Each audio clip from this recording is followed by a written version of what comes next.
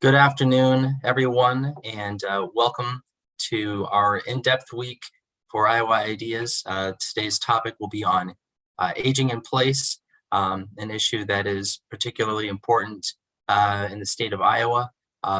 We have four great panelists with us today who will provide some very informative and expert opinions and insight into this topic. With us today, we have Anthony Carroll, Advocacy Manager of AARP Iowa. We have Bob Untiedt, Executive Director of Trail of Johnson County. We have Daejin Kim, Assistant Professor of Interior Design at Iowa State University. And we are honored to have Tim Charles, CEO of Mercy Medical Center, President and CEO of Mercy Medical Center. Thank you so much all for joining us today.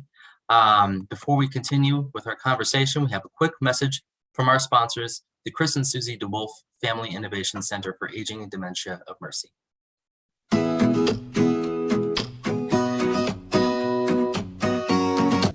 Hello, I'm Kathy Good, the director of the Chris and Susie DeWolf Family Innovation Center for Aging and Dementia, and I'm pleased to have the opportunity to introduce you to the DeWolf Innovation Center, a place of continuing discovery of new ways to look at aging and dementia. And all who visit will experience an environment that is friendly to older adults and those living with dementia, from the lighting to the flooring to the colors on the walls, the furnishings, the wayfinding, all very innovatively designed to meet the needs of the population that we serve. It will provide services to Halmar Village residents and the public, services offered by the new Mercy Center for Memory Health, the Family Caregivers Center, and the Mercy Clinic for Geriatric Acute Care. It will house a dementia-enabled smart apartment full of ideas to age in place at home, kiosks that demonstrate assistive technology, and a community-focused demonstration program for people living with early-stage dementia. These services have been thoughtfully created using a design thinking model that encompasses customer discovery, which leads to prototypes and ultimately to implementation. The Design Thinking Innovation Experience model is a signature of the DeWolf Innovation Center, available to be facilitated for other stakeholders and organizations. So we're very excited about the difference that we will make by thinking differently about how people age and live with dementia. And I hope you will take the opportunity to learn more about the great work happening at the DeWolf Innovation Center and join us to improve the lives of individuals in our communities. Thank you.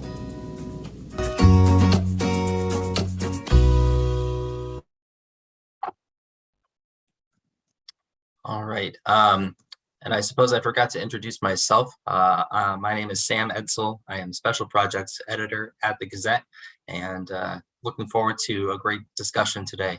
I think, why don't I start it off just with a broad opening question about what exactly is aging in place and why is it important? Anthony, if we could start with you, please. Well, I looked up what the definition someone on the internet says: the ability to live in one's own home and community safely, independently, comfortably, regardless of age, income, or ability level. And I think it really does frame it pretty well, looking how we frame it there. But I'll put it more practical terms. I'll share this data point early on. Here in AARP Iowa, we did a survey of 1,000 Iowans 50 plus. And we asked them, if you or a loved one needed long-term care, where would you prefer to receive that help? And 79% of Iowans answered at home with caregiving assistance. 13% said assisted living or group home, 3% said nursing homes. And to be sure, I'll say long-term care in those facilities are always going to be a hugely important part of the spectrum. But we always start with, where do people want to be able to age in place and receive care, or frankly, figure out how to transition to other types of care? It's in their homes, the homes that they lived in or new homes they moved to. So I appreciate the discussion, and thanks for hosting it. Oh, my pleasure. And that desire to stay at home is probably a very strong one. And if we could just kind of think about the value that would have to older individuals would probably be very high.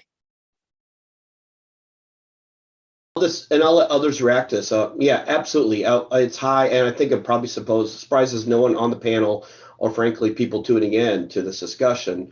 It's across the political spectrum. It really is that it's, and so this is really truly something that is a consensus issue. And also you can break it down rural and urban too. And I know we can discuss some of those, how you do so, and maybe some of the different challenges that exist, whether you're in an urban part of the state or rural. But that desire is as strong for others. And again, with the caveat that I'll say again, obviously, provider facility-based care is going to be a part of that continuum. But you survey anyone, again, that's pretty consistent. In fact, actually 79% is lower compared to, I think, previous surveys have been closer to 90%. Maybe there's a reality from people having higher needs that's coming in, but 79% is frankly in the low end of what we've seen. Okay. And I suppose higher needs would make it more important to be near other forms of care that would be necessary. Tim, do you have thoughts here? Yeah, I want to kind of build off of some of the comments that Anthony has just made. I think it's important to understand that aging in place is it's a range of considerations, and you need to contextualize the conversation. And what I mean by that is, there is an interesting distinction that was promoted by an urban planner back in the 70s. His name was Horst Ritter. And Horst Ritter talked about tame problems, and he talked about wicked problems. The tame problem in this is, how do you design a space in order to enable individuals that are living longer to remain in their home? The wicked problem is that in order for individuals to age in place, we actually have to go through almost an entire reconsideration about longevity. And I just recently read a paper that was published by the Stanford Center on Longevity. It actually was published in April. And they talk about the fact that, well, first of all, we need to recognize that individuals that are under 5 today have a good probability of living to be 100 years old. That's remarkable. So what they suggest is that we need to stop talking about lifespan. We need to start talking about health span. So what is it that enables individuals to have an extended health span? Because to age in place, you need to have an extended health span.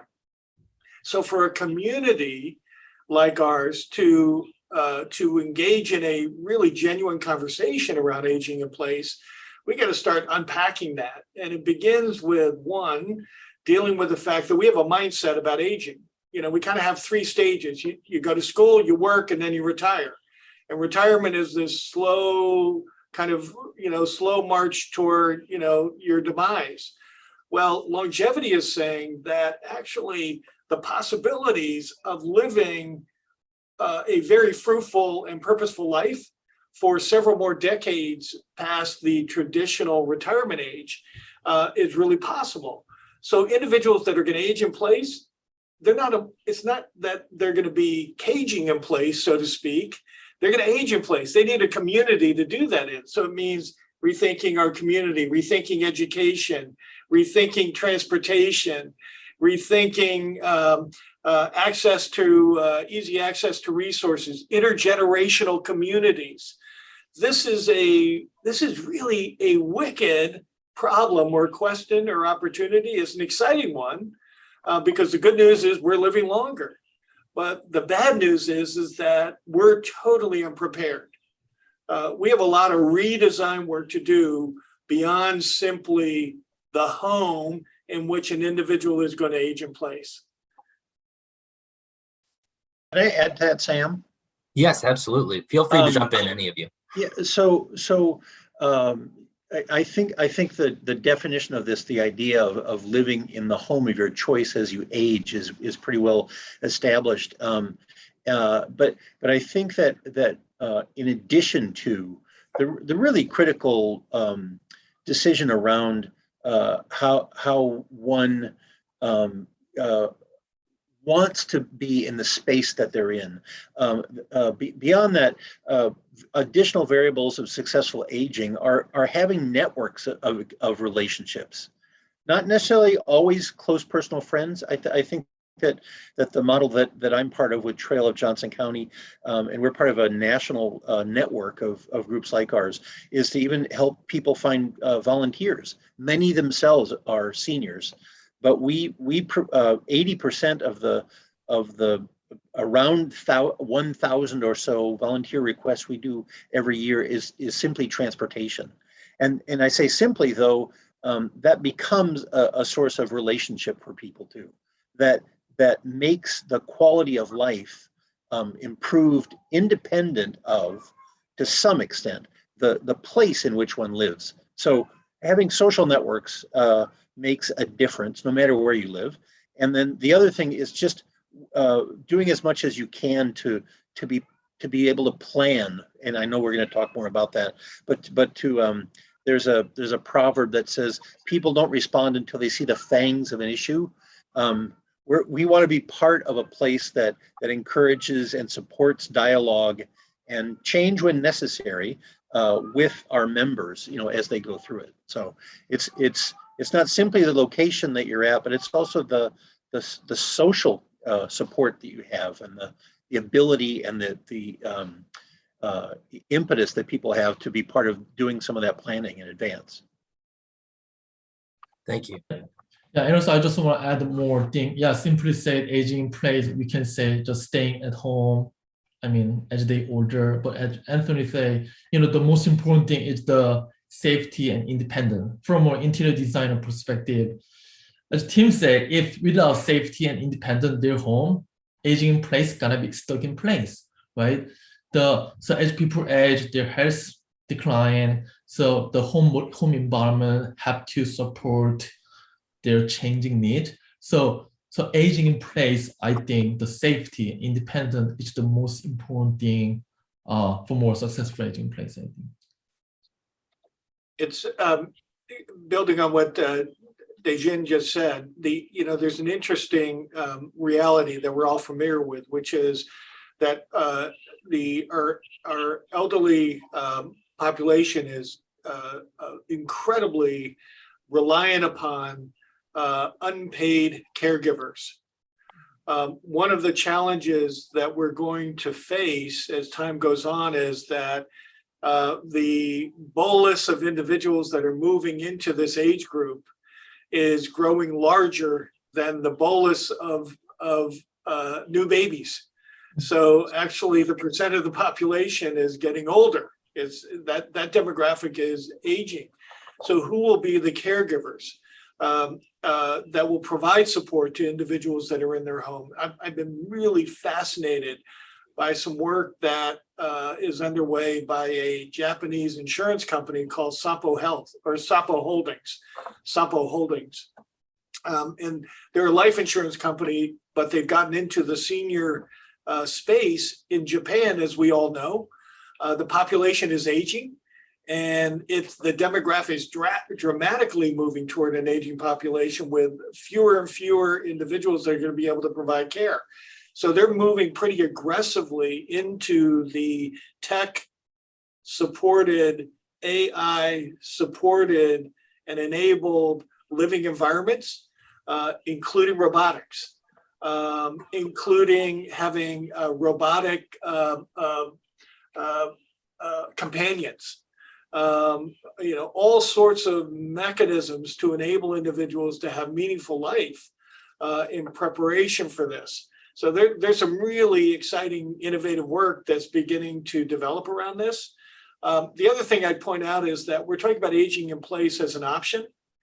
Well, for most individuals, they can't afford to move into a senior community. And that is going to be the challenge. how are we creating this option so that individuals who honestly are living on the margins are able to continue to age in place, not simply because they choose to, but because they must? And what's the structure that we need to build around that community as well? And to put a data point to what Tim said about younger people versus, not versus, but there's a US Census Bureau, you can look it up, chart that shows that. And it's 2034 when the percentage of Americans 65 plus will actually outnumber for the first time percentage of people 18 plus projections. So. And I think it might be important to think about, it's not about just wanting to stay in the place where you're comfortable, or as Tim pointed out, in the place that you can afford to live, but is wanting to remain a part of the community where you live, to be a member of your neighborhood and your community, and not, say, sequestered somewhere, and away from the place that you called home. So when exactly should we think about aging in place needs for ourselves or our loved ones? Because I've encountered some very interesting perspectives on this about maybe we're not thinking about it soon enough. Yeah, Daejin, I think maybe I'll jump in and let others add to it and touch on things that the panelists already talked about previously. I mean, the obvious answer, I think people agree, is now. And I mean that sincerely, not like to be cute about this. I mean, I'm 46, but probably one of the advantages of work at ARP is I do think about this more overtly, and my wife and I talk about it.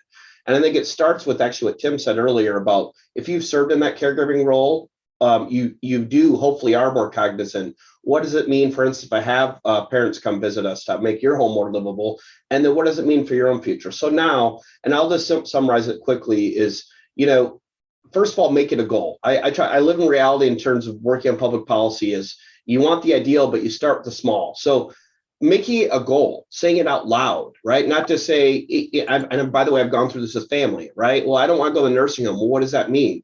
So making a goal, and then ideally, as others put, making it a plan. So there's things you can do to plan for the big and small. And it comes to three things. The old people, places, and things is people, as several panelists have talked about, your network of support, obviously your caregivers, maybe your family, your network of people, places, right? Get into your home modification and your communities, accessing providers, and then things, the technology, I think that we're increasingly. So those, I would say, oversimplify it, are the three components, but it really starts with the person. Again, if you're paying attention to this, making a goal and then making a plan. It doesn't mean you map out everything, but I think that's really where it starts. And start now, not when you're 50. Start talking about it now. Build that cultural of not just wait for lawmakers or your community to do it. Make it a overt plan, whether you're in a small town or in a city. Yeah, and I would just put an and to that the personal need for that planning is certainly critical, but I know a very little bit of the work that AARP has been doing in places like Des Moines and Charles City to encourage the development of more affordable housing, and there are even some amount of exploration to try to create the so-called tiny homes that are more accessible. There's a gerontologically oriented doctor named Bill Thomas, who has created a whole movement called Minka Homes that does 3D printing of housing that are scalable models that can be built everywhere. But the question of land use and of development in cities is additionally part of the planning that individuals need to be influencing elected officials locally on doing. Right.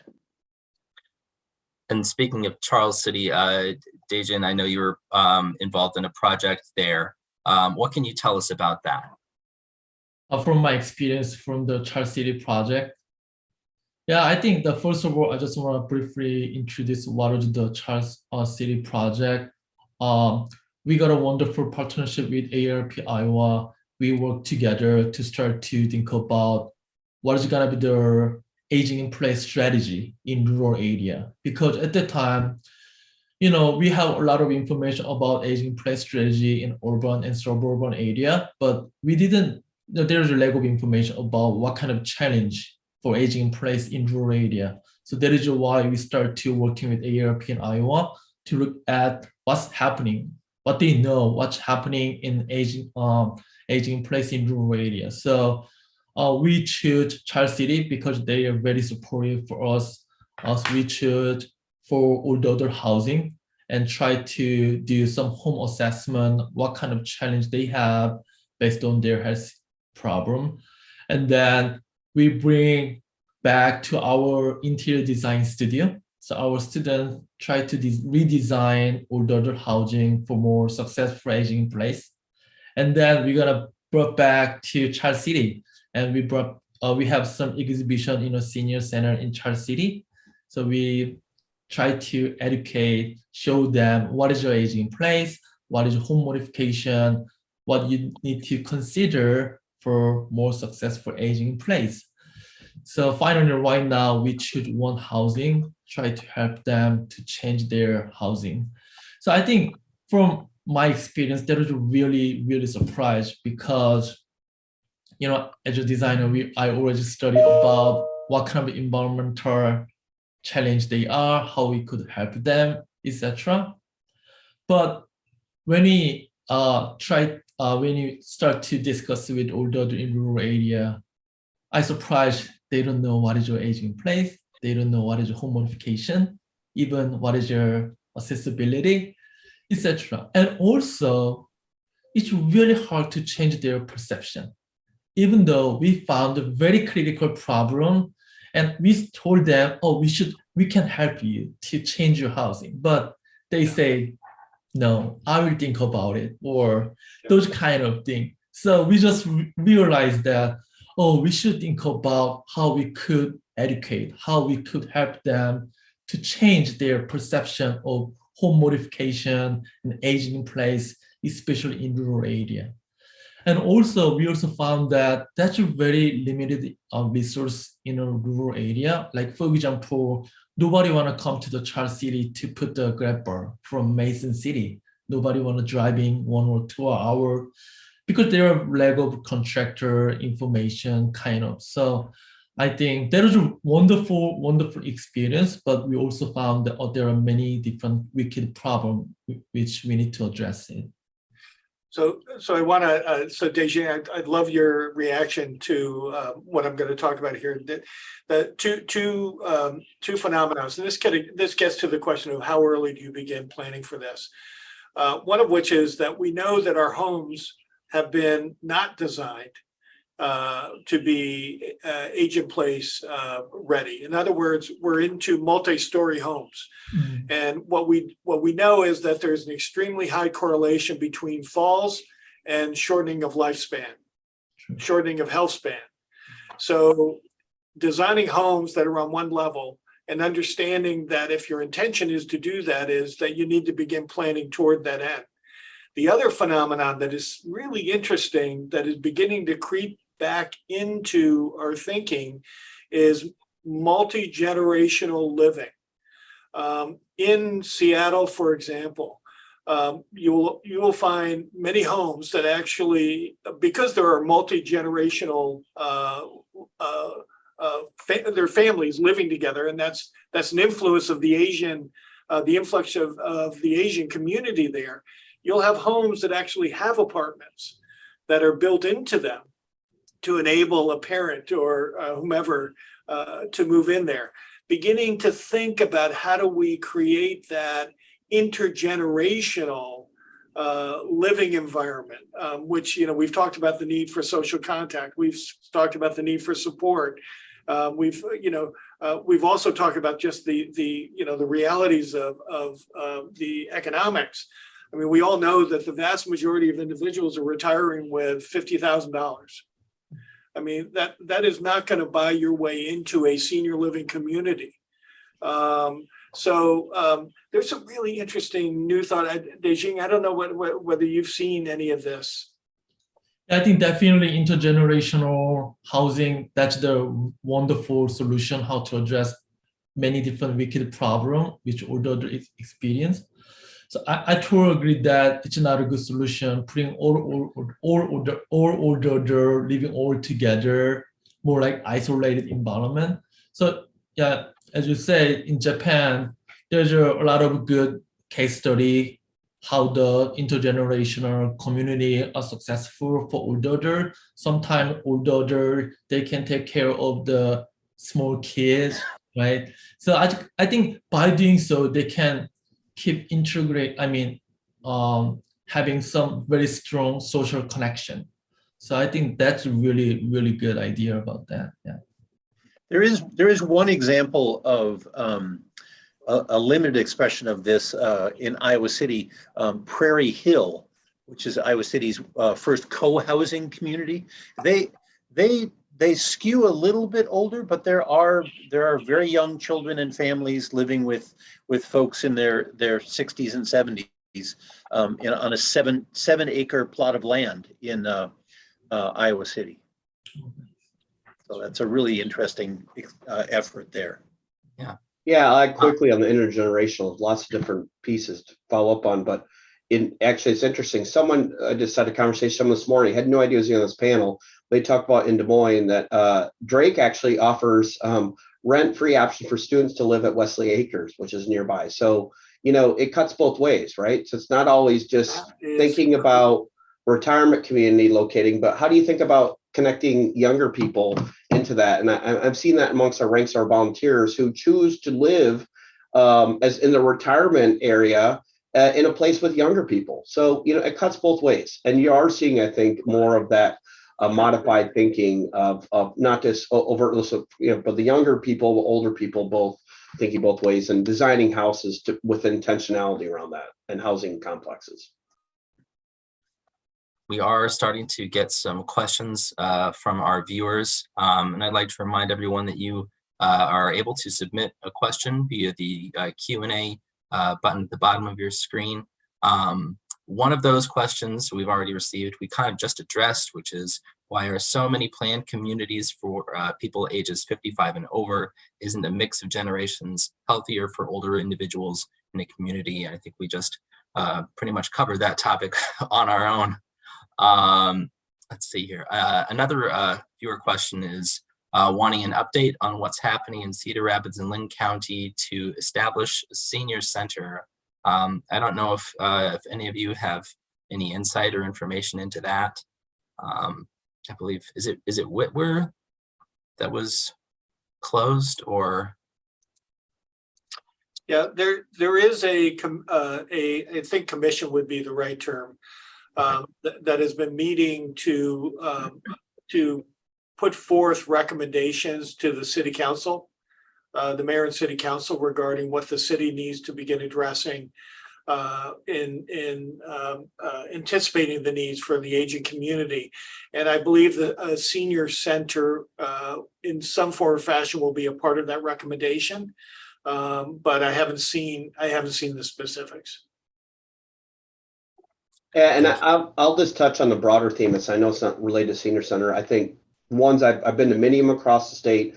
The ones that, again, it's apples and oranges of what community wants. But again, to agree, you can design it to be more a community center with maybe a senior focus. I think, and having had the discussion is really key. So you can weave in. I had to joke. I remember that one of the more unforgettable presentations I gave was in Davenport at a intergenerational kind of an older focused community center, and Zumba was going on next door, right, with younger people. So I was competing with it, but that was good. It actually added to the presentation to have that kind of mix of energy. But I would say, in compliment to Cedar Rapids too, we touched on this. We can explore it more, the so-called ADUs, accessory dwelling units. And you mentioned Charles City and our work to change some of the ordinance here in Des Moines. But Cedar Rapids, actually, I would say whatever community, again, you can ask about. And ADUs, by the way, is best thought of as the Fonzie flats, where Fonzie lived, or if you're a little bit younger, Growing Pains, where Mike Seaver lived above the garage. Just the idea of some literally attached or adjacent smaller properties that a parent, grandparent can live in next to you is really that so many communities are looking at, big and small. I wanted to say in Cedar Rapids really is the gold standard. You have a gold standard of already making that permissible. Other communities, big and small, are assessing, as it again goes back to not just individuals but communities, assessing where are we in allowing our communities to grow and thrive intergenerational from a smaller level. So I just want to compliment, it's a law you have on the books that make this permissible if you want to build these or think about redesigning your property to have these so-called accessory dwelling units. Cedar Rapids really has a head start, I think, frankly, than a lot of communities. I appreciate hearing that too, because I live in Cedar Rapids, but my mother lives in Coralville. So she could become my neighbor soon. Who knows? Another viewer question here. This is an interesting one to me. It says the state of Iowa spends hundreds of millions of dollars yearly via Medicaid to serve people in nursing facilities. Can or should Medicaid eligibility be rethought to help those living on the margins but not Medicaid eligible to stay in their home and live safely as well? The answer is emphatically yes. But the benefit that I think would be most critical to address is that of supporting caregivers in the home, increasing the availability and accessibility to individuals that could support individuals living at home. And that often, by the way, is one of the most challenging aspects of the current structure of the Medicaid program, and particularly for individuals with disabilities. Yeah, I echo Tim with the yes. And you saw on the promotional video, I'll promote Kathy Good. I think we've had some of those, I'll compliment Mercy and the leadership of recognizing the role. People think about long-term care and they think about nursing homes maybe first, or you think about home care, but the majority of it's provided, as Tim references, is overwhelmingly by unpaid caregivers, people who move from full-time job to part-time job, adjust their lives. So that compensation, or at least recognition, I think we're culturally getting there, but we have a long ways to go. So I agree with Tim, but I would say another area, directly answering this question, Iowa, by the way, I can add a data point. We're on the low end of the spectrum of our so-called institutional bias, where we spend a disproportionate amount of our Medicaid dollars on institutional versus home care. I think and again, I know that was touched on earlier in the week by other panelists, other presentations, but it's connected here. And I think, in fact, the Department of Justice has looked at this. So I think the good news is there is some effort, some momentum on the way to adjust that funding formula. So I agree with Tim's emphatic yet. The last piece of it that's really separate from Medicaid funding is that there were some efforts at the state legislature and elsewhere is home modifications. I don't know if we've talked about, it's kind of been referenced here. Even putting efforts into those. I know, Daejin, you've worked on this too, on applying for grants to help with home modifications. And even if it's not federal funding, I share this anecdote. I've shared this before. I live in Des Moines, but I'm originally from McGregor. So up in the Northeast Iowa, my heart, and a lot of families still up there in their 80s. My parents moved off the farm, didn't have a lot of means, but they were able to build a house that checks those boxes of really being more universally designed. And we can talk on being able to do it in a rural area, how they did it in a way. But I'll never forget this conversation. Their bathroom is designed with grab bars by the toilet and one in the shower. But I had this discussion with my very frugal, as often people are, farm families, about putting an extra $100 grab bar as they got out of the shower. One's in the shower and they're like, well, you really should have one here. And I'll never forget, that was 2013, had discussions like, I'll pay for it, put it in. Sure enough, for several years after, my father says, well, I'm sure glad we put that $100 grab bar. Now, $100 is a lot of money on the one hand, but think of what it has saved. So it goes back to not just policies, but what you as individuals, going back to your goals and your plans, those small things that can make the difference. Not just being dependent on, well, we've got a grab bar here, but thinking about the walkway into and out of the shower. So that's it's not just waiting for policies. You as individual, choose to invest even in small ways that can make a big difference. I totally agree with that. So, yeah.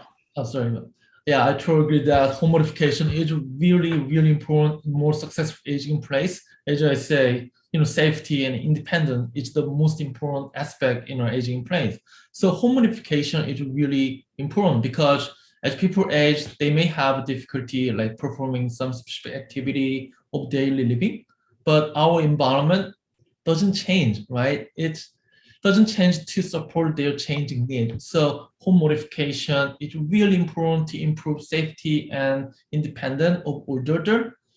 So definitely some kind of financial support for older adults who want to pursue aging in place, who want to pursue in home modification. I think definitely that's going to be necessary.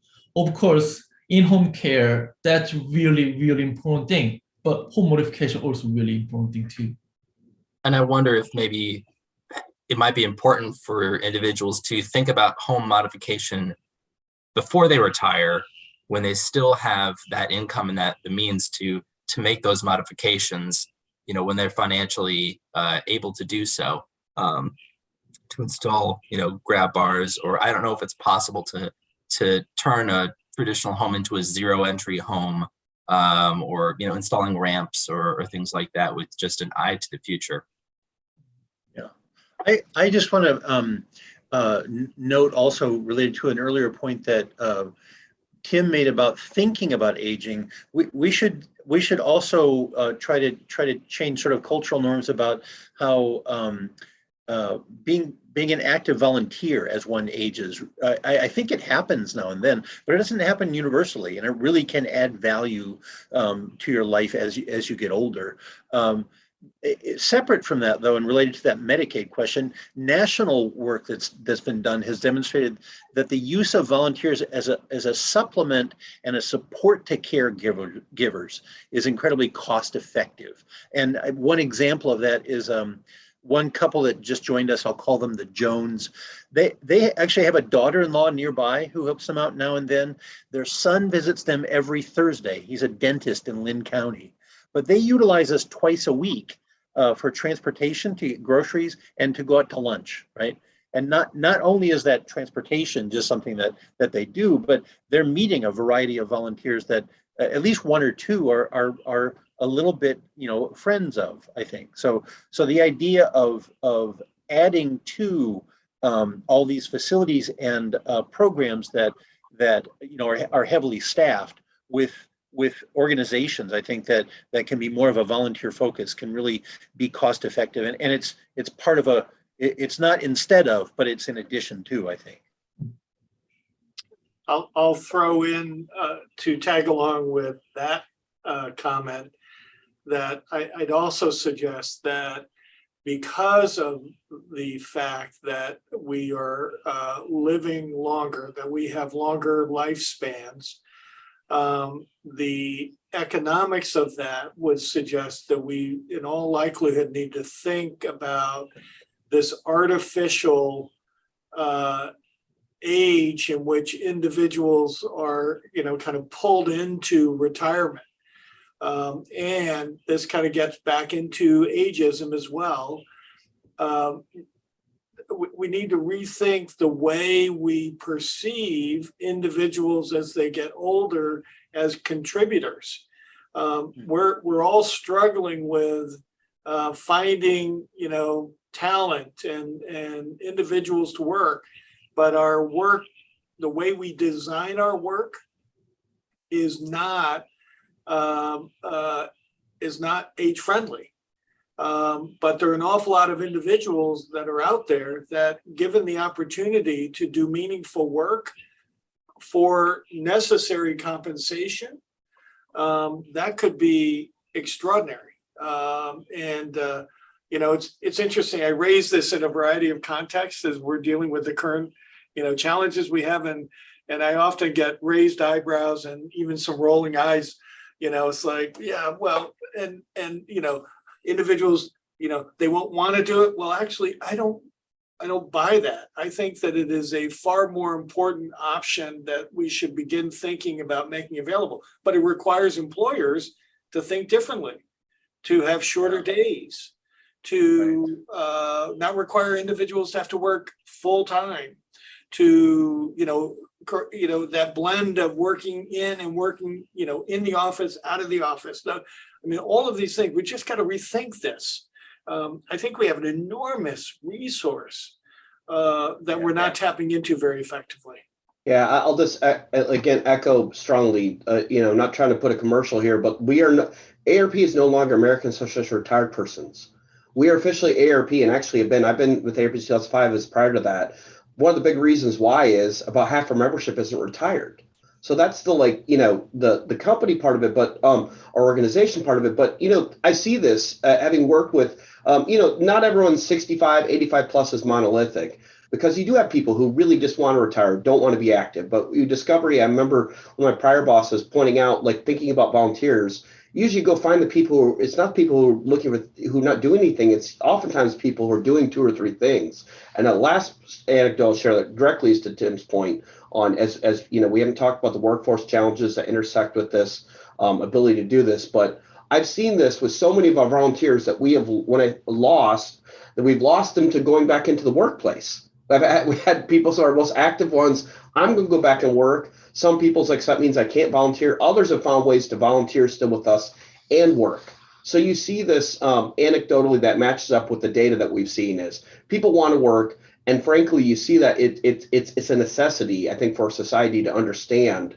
And in the healthcare, for instance, and across the industry, that people want to work. Sometimes it's out of necessity, right? The retirement isn't where it is. People want to stay busy. So I do think, and there are organizations and companies that get this. So yeah, it seems like it's an obvious conclusion that those involved in economic development and chambers of commerce need to be thinking more often about ways in which they can encourage their members and businesses locally to be seeing seniors as a resource and doing some of that job redesign that Tim also alluded to as well. I would just want to point out though too, in terms of being seniors being folks who create things, I would suggest that something that surprised me 2 years ago is that seniors are also as good a party planners as young people are. We host a monthly happy hour that is just, it's void of the kind of, I took my mother to one, right? And I was afraid that there'd be cliquey stuff and there'd be cool kids, and it was just a warm and friendly greeting. But we also do kayaking and hiking and visit museums. One of the country's largest koi ponds is near Swisher. And all of these things are planned in our organization by a committee that's led by a former 4th grade school teacher who knows how to create order and discipline.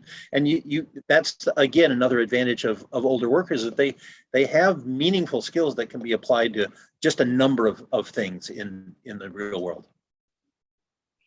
Not only performing those tasks, but also passing on that knowledge and expertise, being educators maybe for the community as well. Right. I had no idea about the koi pond, Bob. That's very interesting. And they went to the, what's the name of that restaurant in Swisher then afterwards for lunch, and just had a lovely time. But there you go. Let's see. We've got about 16 minutes remaining. I'd like once again to invite our viewers to submit any questions they may have for our panelists through the Q&A feature. Let's see here. Yeah, one comment noted that the restaurant in Swisher is called the Kava House. That's true. Yep, there we go. Just to get that on the record. Thank you, Lisa. Sam, do you think that we could see if Daejin could just talk a bit about what's happening with respect to technology? Yes. What's being designed into smart homes? Nice. Oh yeah. There are amazing opportunity using the smart home technology for more successful aging in place. Especially right now, I've just submit some journal article for in-home monitoring technology. So basically they put many different kind of sensor in their home, and also they make a connection with our IoT device like refrigerator, our cell phone kind of thing. By doing so, we can easily monitor older's behavior and activity. There are a lot of benefit. Like for example, if I know my mom, she always wake up 7 a.m., go to the bathroom 7:10, 7:30, she goes make a breakfast kind of. Many older adults, they have a very routinized schedule, right? But one day she didn't wake up until 8 a.m. She wake up like 4 a.m. Like we can more easily understand, oh, something happened right now. So I think that's the time she go there. She have to meet the health provider, right? So by doing so, people also can more easily realize the early symptom of the dementia too. Like for example, someday, my mom start to open the refrigerator more open, and she just stand up the refrigerator like more than 1 minute. If they found that those kind of abnormal behavior, we can also interpret that, oh, something happened right now, so we should go to healthcare provider kind of thing. So I think in-home technology, like using the sensor, there are amazing opportunity for this. But again, it's the same situation about home modification. It's questionable for older, they are ready to accept those kind of technology. Maybe they don't like people can observe even their kids, even their doctor. They don't want to put all of the sensor. So I think, we only have some technology, but there's a huge gap about their perception, the readiness of the older to use those kind of technology. But hopefully it's getting better soon. Well, another gap, I'll just say the baseline, and Daejin, going back to the Charles City example with the smart home technology and that pilot project, as I recall, and this is typical, the 13 homes that started to look at intensively adding the technology, if I'm not mistaken, weren't about half of them, the first baseline barrier was they didn't have high-speed internet, right? So, and that's a pretty typical thing too, that, I mean, we've made a lot of progress as a state, but that's a huge baseline. You have to have high-speed internet, not just for, I mean, again, my father, 85-year-old, heart procedure.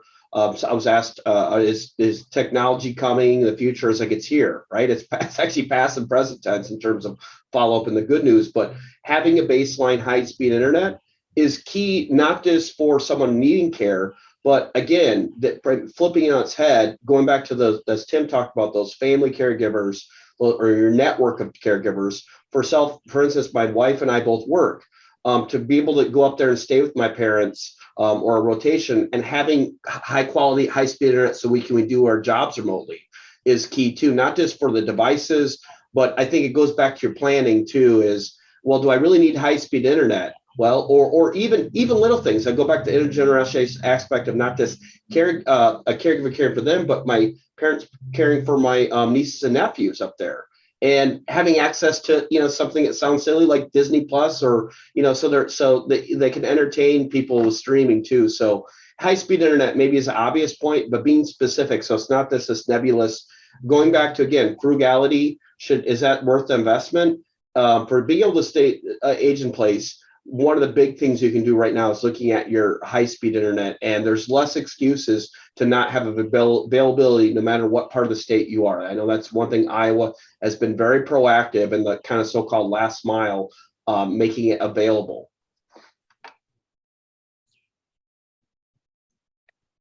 We've got a couple more viewer questions here that have just come in. First one is, what does the ideal aging in place look like? I think I can start first. I think, to answer this question, I think that's an amazing question. So, but I think we should first think about what's the critical challenge of aging in place. I think already Tim mentioned that falling is the major health issue of older. More than 30% of older fail each year, and half of them falling again. So when I study, because my dissertation about fall prevention design, So when I studied in 2015, CDC say, oh, every 20 minutes, older adults die in the United States because of the fall. But they expect by 2030, every 8 minutes, older adults die because of that. So for more successful aging place, definitely fall prevention design is critical. So we need to remove all of the environmental hazard, which might increase the risk of falling. It's really important, like non-slip flooring, grab bar, night light, walk-in shower, everything is really important. But when you say that, when you talk about home modification for aging in place, like senior design for older adult, senior design for aging in place, it's not the universal design. Universal design is a design philosophy, designing for everyone. But when we talk about the senior housing for aging in place, it should be more individualized. Like, for example, if somebody has an eye impairment, we should think about what kind of lighting system can help them. If somebody have a mobility issue, they may start to use a walker. We need to think about what kind of challenge they have, how we could address it. And also, again, as Tim said, longevity, it's really, really important. So when I teach my students, senior housing design every year, I always highlighted, you know what? They're gonna live longer, not right now. It's not a snapshot. Designing home, it's not a snapshot. Even though right now they are really healthy, they don't have any problem in their home. But after 10 years later, after 20 years later, they may some kind of problem. So we need to think about it, how we could address those kind of issue in later. So yeah, I think that's gonna be our ideal home for successful aging place. I don't mean to steal Tony's thunder either, but one of the resources that AARP has created that we've given out a lot of is the Home Fit Guide, which is just, I'm sure that Dr. Kim knows this too, but just, it's very simple, it's straightforward. It really is a great resource to help people look at and think about, the ways in which they can improve the safety and comfort of their own homes. Yeah. Yeah, no, and it's free. You just Google AARP Home Fit. It don't have to be a member. I'll just simply add, Daejin did a great job of outlining some of the key first things. I like your point. Again, there's universal design is a nice concept, but maybe that doesn't mean you need to apply all of them. I think you talked about lighting, again, wide hallways. Maybe all those things aren't possible. Changing your laundry, that can be done. The one I want to say is, I don't know, Sam, we're going to talk about this a little bit more. It's been touched on, rural versus urban. I like to put this as a positive, challenging this notion that all the good work or possibilities can happen in only urban centers. I go again, my parents as an example, I'd say that the no step entry is a big one for Stephen Falls. And again, it's 2013 when my parents were redoing this. The local contractor, they asked, well, I would like to see if we can go from the garage into our house and, up on a hill. Can we do that? The guy was giddy. He was excited to be able to do this. So, again, I know there's a bit of a, with contracting is a little bit more expensive to do this, but it goes back to the rule I do in advocacy. You don't know unless you ask. So don't assume that some of these things that are going to be super expensive or not an option just because you live in a rural part of the state. You have to ask for it, right? And I think what you'll find is people want to try new things. So I think, again, the no step entry is another one that's a biggie that really starts there. I saw this election sites trying to move towards too, but in your home, it's a big one that you can do even in a whole old home, because kind of the flip side of it is I've long been fascinated.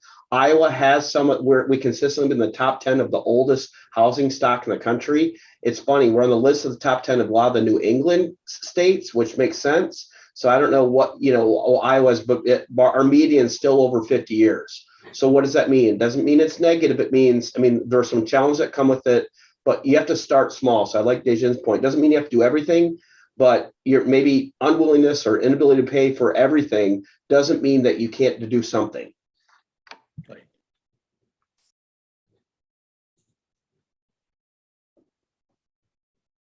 Right. And are there any other challenges that rural areas might have versus urban communities that we haven't touched on yet? Well, I think the critical reality that we have to face is that I think 2/3 of Iowa's counties are losing population, and the population that they're losing is the younger population. And so the ability to assume that there's going to be a source of support and caregiving within those communities, that's really challenging. I do think that that's a phenomenon that we have to come to grips with. Yeah, I think there are some additional challenges related to transportation, especially in smaller towns that you don't see in the same way, in places like Iowa City or whatever, larger places. So that's another issue too. I think Yeah, good point. And right, the ability, for instance, to potentially walk to a healthcare provider. We haven't talked, that is reality. And along with what Tim say, I do think it doesn't fix everything. Especially we haven't talked about social isolation, but technology can help with that. Help be that bridge. Do you agree, Tim and Bob? Yes. Or that Daejin all. I mean, that can help bridge. I go back to earlier to caregivers who maybe live farther away, but then, I mean, again, you see this, people, maybe you don't modify your home, but maybe someone getting a home closer to your parent. So how are we going to deal with that reality? It is the reality. Technology is part of it. And also think about where we work remotely so you can be closer, at least part-time to people who need that care. We got about 3 minutes left. We have one last question I think I'd like to get to, which is hopefully one that we all know how to answer. How does one go about finding private in-home care? Well, they're private in-home healthcare. Is that the question? Yeah. Yes. Yeah, I mean, there are organizations within the community within Cedar Rapids. Right at Home, for example, is an example of an organization that's here. There are groups that are beginning to establish themselves, but again, they aren't necessarily inexpensive. And so again, I think this gets back to the conversation around Medicaid, which is that we have to relook at what our commitment is. It seems so logical that if we, and quite honestly, many European countries have come to this recognition early. If we could support in-home care, we avoid that very expensive residential institutional care. But that hasn't been our framework, and we have to rethink that. Right. The other thing I'd say, can I give the toll-free number for the area agencies on aging? I always start there because they are statewide. The toll-free number in Iowa for area agencies, that's where I'd start. It's 866-468-7887. If you're attending, maybe Heritage is the one that serves the Cedar Rapids area. They're fabulous. But they are statewide. They're not the only one. Start there, but I'm not, again, we're almost out of time. It is a challenge finding it. And by the way, not just in rural areas. It is with reimbursement. That's a whole other conversation. It's a challenge. I appreciate you asking the question, though. We need more people to ask that question and frankly demand it so we can drive, hopefully addressing some of the shortages we have in this area and put some emphasis on addressing that. let me just add one real quick thing too. Johnson County has a great set of resources, a resource guide for all sorts of senior needs. And critically with in-home care, one of the questions that people need to ask of any potential provider is, what happens if a worker on a day that's supposed to visit you calls in sick? That's probably one of the most important questions to ask any organization you'd seek to hire. Thank you all. Thank you so much. We're at time now, so this will conclude our session on aging in place. I'd like to thank all four of our panelists Tony, Tim, Bob, Daejin, thank you so much for sharing your time and expertise with us. Tomorrow's session will focus on seniors in poverty. We look forward to seeing viewers at that event as well. So thank you so much for joining us. Again, I am Sam Edsill with the Gazette, and we are pleased to have brought this to you. Thank you very much and enjoy the rest of your day. Thanks a lot. I do.